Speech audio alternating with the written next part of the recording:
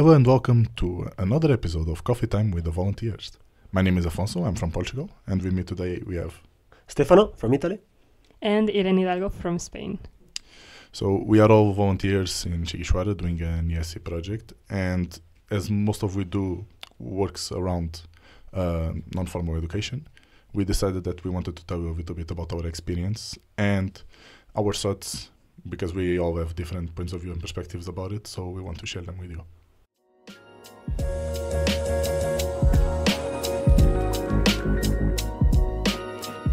Coffee Time with the Volunteers.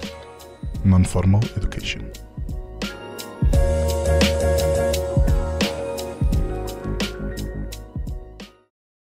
To start off, I think we should define what is non-formal education, and Stefan also brought some other types of education to show. So, Well, the word education in general means a learning process, and this can happen in various ways. There is the traditional way it can be referred also as formal education, that generally refers to an education experience that is, first of all, structured, in the sense that it is organized, that it has some specific goals, it has some specific time frame, for example, a school in which you go from Monday to Friday or to Saturday for certain hours. You have to study certain subjects that are decided beforehand, and you have to pass a certain number of exams in order to attain a certification.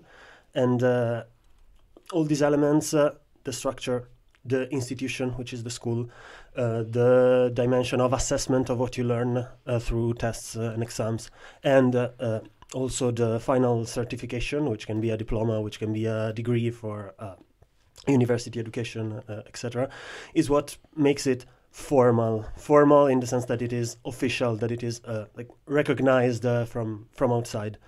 And this is the most traditional form of education and what we generally think of when we think of the word education. There's also another type of education that is the opposite of formal, and the name says exactly that is informal education, which refers to everything that we learn outside of this structured, institutional, assessed and certified process. That is what we learn in our everyday life. It means you are talking with someone else, you watch a movie, you read a book, you have a chit chat with a friend, with your neighbor, with a person that you meet on the bus, on the street, and you can learn something from them. And everything that you acquire, that you learn through this informal process, is what we can call informal education. It is informal because it's not, you don't know that you are going to learn something until you actually learn it. And it's still very important because we live our lives every single day learning something, and it's still a very it still has a very crucial part in our formation and our growth. But again, it's not planned beforehand. It's not. It doesn't have a clear set of goals, but it's something that we can take from the environment we live in, and that's why it is called informal. And non-formal education refers to organized, structured learning experiences that occur outside the traditional formal education system, breaking free from the classroom rules and textbooks. Unlike formal education, which follows a specific plan and gives official degrees or formal credentials, non-formal education is flexible and designed to fit what you want to learn. Non-formal education aims to provide practical skills, knowledge, and personal development opportunities. It complements formal education and plays a crucial role in lifelong learning, offering alternative paths for individuals to acquire valuable skills and competences. So with this said, whenever we were planning this podcast, we figured that we all have different types of experiences when it comes to non-formal education. And that's why this is an interesting topic to talk about. For example, Irene, she just started to understand what non-formal education is with this ESC project. And for example, tell us from your point of view, what do you think about it? Or what has been your experience up to now? Yes, so for me, this was the first time hearing about non-formal education. So for me, this was a very new topic, and it was like entering a whole new world. And I didn't know much, but I was excited to try something different. At first, I was more nervous because I didn't know exactly how to do the process of preparing the activities and how everything would be being in front of the kids. But in the end, everything turned out well. We teamed up and got help from the senior volunteers who could guide us and give us advice. And as the weeks went by, it became easier both in planning and executing the activities. And of course, there are tricky moments. Unlike formal education, there aren't strict plans to follow. So we have to be quick and adjust things on the go. But the good parts are amazing, and I get to do fun activities with kids and adults and making learning cool. And I really enjoy it. And for example, Stefano on the other end, he's been involved with non-formal education basically almost his whole life, but from a perspective that comes from outside of the ESC Erasmus world. Yes, that's true, because my experience regarding non-formal education before coming to this project last February was essentially based on my experience in the scouting movement. I've been a scout from 8 years old to 21 years old, so for 13 long years, a big portion of my life. And throughout all this experience, I have learned a lot and did many activities that can be defined as non-formal activities. And I must say that when I arrived here for the first time, as I said last February, I found many similarities between a lot of games, a lot of so-called energizers, a lot of types of activities that we do here in Aum and Chevos in Sighișoara, and a lot of activities that I did in my scouting experience. And this was like a nice surprise. I was not expecting it to be this similar, but it was something that like confirmed my choice of coming here, and something that I really liked. And so the scouting experience is something that has these elements of non-formality. That means to learn in a way that is not explicitly a learning moment, but is also in which the learning is kind of hidden into activities that are different, that are engaging in a different way, that are also very fun and interactive. But it also has a lot of moments of doing practical things, mostly outside, learning how to make fires, sleeping in tents, doing knots, building like structures with wood and little ropes, etc. And all of this is in some ways actual outdoor activities, and in some other ways there are a lot of in the activities that are related to scouting, there are a lot of metaphors that are related to the outdoor world. I'm thinking, for example, there's a moment in which you reflect on your experience that is called the punto della strada in Italian. That means the point of the road in which you're at, as if you were actually walking on a trail in the mountains, and you were reflecting about it. And in all of these metaphors, what you learn through all the scout experience is to live certain values that are not always explicitly mentioned. Sometimes they are, but are something that you live through. The first part of the scouting experience is from 8 to 12 years old, in which you do a lot of games and activities. You are children. We were children, of course, so we didn't know much. And in all the activities that we did that were based on a sort of fantasy world, based on the Jungle Book by Rudyard Kipling, we started learning these kind of values like friendship, or trying to put yourself into what you do, or trying to respect the others, etc. And through these games, you learn to become a better person. And you start when you're a kid. Then there's a second part from 12 to about 16 years old that is more related to what I said before, the outdoor living, so adventure, learning the first responsibilities, learning to make a fire or to sleep in a tent, learning to be more independent and autonomous. And at the end of from 17, 18 up to 21, there's the final part in which you also learn to reflect more on where you are in your life, and also you learn to give back what you received. and to learn how to become a better citizen. Because the point of scouting, that sometimes it looks like a closed bubble with its kind of magical word, which is kind of outdoors activities, which kind of things that are only related to scouts. The point of it is not to be in a bubble, but to learn to give back to others and to the wider community what you learned. And what I really liked in the scouting movement was this living the values and not just talking about them or not just learning about them. And there is one song from my experience that I really, really like, that it's called Colore del Sole, Colors of the Sun in Italian. And at one point in the song it says, in the game you play when you are a child, you don't know it yet, but you already hold tight with you some secrets that will always be with you wherever you will go in the future. And I must say that I really think that this is true. And I always carry with me everything that I learned through that experience, even if I'm not part of the scouting movement anymore.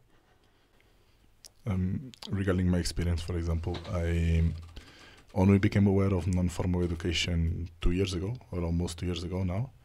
And of course, I've been involved with it, but became aware was in that time period. And when I started being a coordinator for Erasmus Plus projects, and I remember when I had my job interview for my last internship, I remember that I was having lunch with my boss, who was like an amazing person when it comes to this type of project and this world. And I asked him, so what am I going to do? What is the job per se? And he just looked at me and told me, I cannot explain to you what this is, but I can show it to you. And 2 weeks after, I was going to France to start my first Erasmus Plus project. And this world just blew me away, because for the last year and something, I've participated in many, many, many projects. I did a lot of different topics, from gender equality to the environment to whatever you can think about. And we approached all these topics that are serious topics, relevant topics of every part of our society, and regarding everything that I think it's important that we should touch upon. And we do it in a non-formal way, in a fun way, in a way that we can create connections, experience our lives, meet new people, and most importantly, reflect. But we are, as if it's like we are not forced to do it, or we are not doing it in a boring way. We are learning, and at the same time we are sharing our experiences. We are just combining everything, and that's why I enjoyed this world so much, because we are just like real life. We are just a melting pot. We have a lot of different nationalities and inside the same country and inside the same little village, the same little space, and we are just here to share our experiences, and we are all on the same level. We are all just, like we say as coordinators, we are not teaching, we are just giving tools to do certain activities or to develop said topic. And to me, that's what I take with me when it comes to my experience with non-formal education. So now that we've shared our experiences, I wanted you guys to reflect a little bit on not the benefits, but what do you take out of non-formal education? Whether it is something good, whether it is something bad, but what do you take from non-formal education? So, Irene. So I could see in a week-long camp in Klosters a big change from Monday to Friday in the kids. They were much more participative, and little by little we could see how they focused more and got more involved in each activity. So seeing the kids excited and learning new stuff while doing these activities during the whole week was make it all worth it. And also the topics discussed in our formal education workshops apply to our daily lives. So solving problems, working with others as a team, showing respect, having positive values, critical thinking, taking responsibilities, or speaking in public. All of these skills are useful in real life. And when we talk about subjects like anti-bullying or healthy values with children aged 10 to 12 in the workshops, I realized that this could be a seed that allows these values to grow within themselves, and a starting point from there to develop in their lives. And I think that's very important. And Stefano, from your point of view? So yes, from my point of view, non-formal education also it gave me a lot and taught me a lot. I would say that from my experience in the scouting movement, I really like the fact that I managed to experience non-formal education from both sides, both on the giving end of the person who organizes activity for others, and also on the receiving end of the person who receives a type of non-formal education that was prepared by someone else. And well, one thing is what I said before of this idea of living the values instead of just talking about them.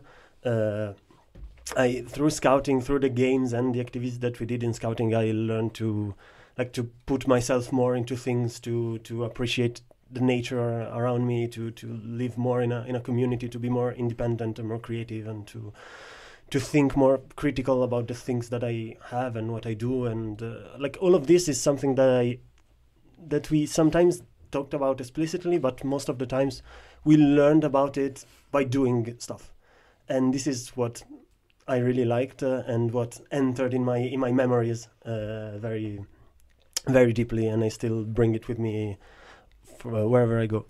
And again, because also from that experience, the kids who received before become the ones who kind of give back to the wider community. This is also something that I think is an impact of non-formal education that is really tangible, that when you do something, then you can also develop a desire to do something more, because you saw that it worked, or you saw that it's something that you liked, that you had fun, and you want to share it. And again, that same song that I mentioned before at one point says also, you know the good that you received before, and you know that you cannot just keep it for yourself. This is something that is a nice idea, and that I saw working also with other people around me. And one take that I can take from this experience here in Sighiswara and surroundings is that when we did a summer camp in Klosterf, in a village close to Sighiswara last summer, at the end, the mother of one kid told us that her daughter, in the beginning, she didn't really want to go to school, but after doing these activities with us, she started thinking about going to school next year. And this is something small. It's one child, but it's also something extremely big, because it's an actual impact that our games and our apparently mindless activities had on them. And it was something that I felt really, really big, and an impact that you also, if you come here, can actually have. And this is very nice, I think. To finish off, in my perspective, I agree totally with what you guys said. And I have 3 different things I want to talk about. The first one is the pathways that it opens. I remember that when I finished university and my studies, I was very, like everyone else, scared about the future, like what is going to happen now. But with non-formal education, I don't know, I never really felt passionate about something, and this is something that I feel passionate about. This is a new pathway that opened in my life that made me aware, maybe, I don't know, I think I was closed. My point of view was very closed and focused in something that in reality was very open and general. So now I even have more decisions to make, which is good. On the other hand, the association I was working before, we focus a lot in, so it's an association in a small village in the interior of Portugal, and we focus a lot on giving opportunities for kids of that region to travel and to experience new things. Because at least I think that if we are closed in our own bubble, we don't have the opportunity of traveling and experiencing, talking with new people and sharing our ideas and sharing conversations. We succumb to the bubble that we live every day, and we can be very easily influenced when it comes to a variety of topics. And I think that this type of projects and this type of activities and the things that we do in non-formal education, now specifically talking in the Erasmus Plus World and the SC projects, can really help open minds and can really help give new perspectives to young kids, young adults, whoever participate in this type of projects, because everyone can learn something new from whoever. And to finish off, I really agree with what Irene was saying when it comes to the influence that we see on the kids that we work with. I did a lot of projects where I was with minors, and I remember my first project in Portugal, in Castelo de Vide, that we had a group of kids from France, and each one of them had a very different personality. Some were more extroverted, others were more introverted and closed. But the difference I saw from the first day to the last day of the kids just going from, I don't want to say nervousness, but they started in a state and they finished like a really strong, solid group where people were just comfortable to say whatever. They were crying as they were leaving, but at the same time, we knew that we built something there that was very, I won't say promising, but at the same time, I don't know, I felt very happy just to see that evolution. And I can say that in almost every project I've been to, I can see the effect, or that the kids at least, of course, we are not going to change a lot in 1 week, but you can see an evolution, or you can see a start of something that can be much bigger in the future. And to me, that's my biggest takeaway when it comes to non-formal education and all the activities that we do. So, with that said, this has been your latest episode of the Coffee Time with the Volunteers. Please check our social medias down below, and don't forget to leave a like and subscribe. And with that said, I've been Afonso, Stefano, and Irene. And see you in the next one. Bye-bye. Bye. Yes.